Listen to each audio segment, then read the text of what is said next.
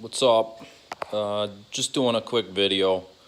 I got a 2012 new to me Yamaha Raider that I'm wanting to put a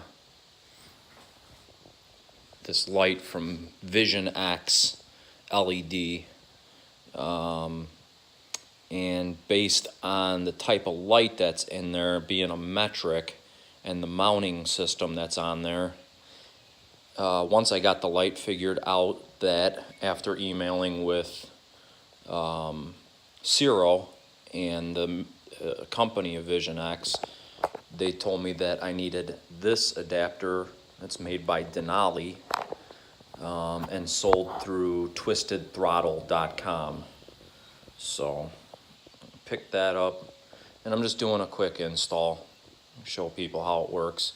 I got Daymakers on my Road Glide, so I wanted something. I think the vision is being seen as one of the most important things while riding a bike, that not riding like a tool bag.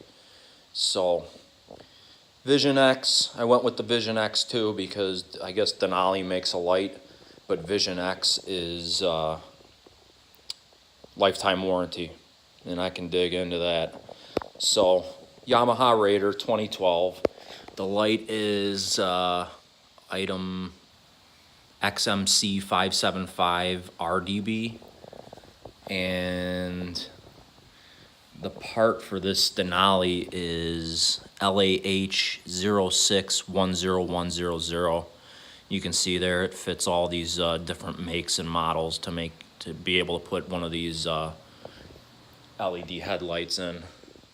And then I'll show you too, I ordered black chrome, and when I pulled it out, it looks like it's chrome, but I was reassured that it is black chrome. So and then I also got this adapter, which is also sold through VisionX, part number 9895475.